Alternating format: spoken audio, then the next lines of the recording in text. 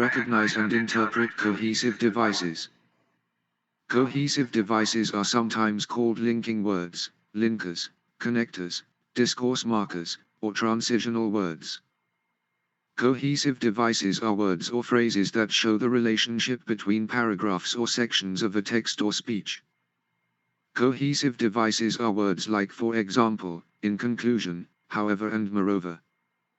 Table of contents. Examples of cohesive devices. What are some types of cohesive devices? What are the different types of cohesion? Methods of cohesion with examples. #1 anaphoric reference. #2 cataphoric references. #3 exaphoric reference. #4 tense agreement. #5 linkers. #6 substitution. How to improve. Interested in learning more? Examples of cohesive devices. Let's look at these two examples below. Netflix has many movies and shows and it is only $9. The Christmas tree is natural but it is expensive. As we can see in the sentences above, and it is used to add something to the previous statement. In the second sentence, we can see how something positive and negative is said about Christmas.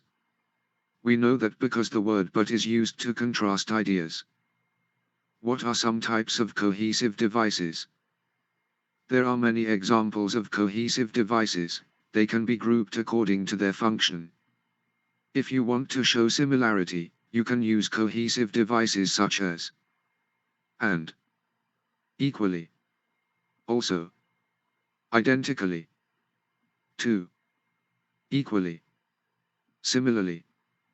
If you want to introduce an item in a series, you can use first, then, in the first place, in addition, in the second place, finally.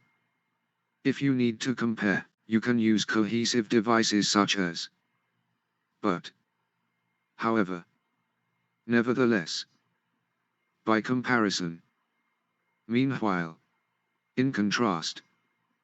For emphasizing, you can use cohesive devices such as in fact, certainly, absolutely, obviously, without any doubt, definitely.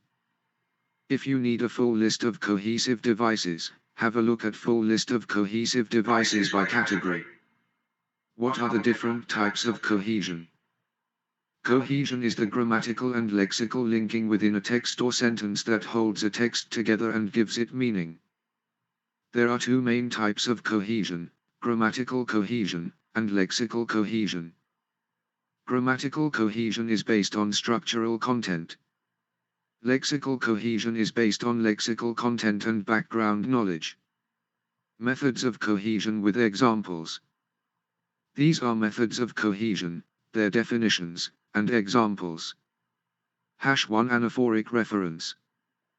Anaphoric reference means that a word in a text refers back to other ideas in the text for its meaning.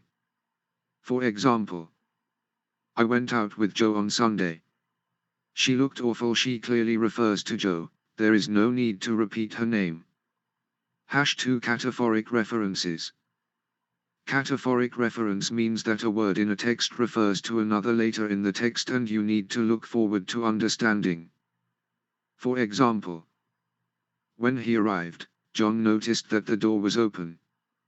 #3 exaphoric reference. Exaphoric reference refers to an idea outside the text. This is a reference to world knowledge shared by the reader. For example, the Prime Minister responded quickly to the threat. Here we are expected to know who the Prime Minister is. #4 tense agreement. Tense agreement refers to the way that writers use tenses to make a text hang together. Example, she knew then that he had found her letter is a logical ending to the sentence. We are not surprised to see past perfect after simple past in a narrative sentence. #5 linkers. Linkers refer to words or phrases that describe the relationship between ideas in the text.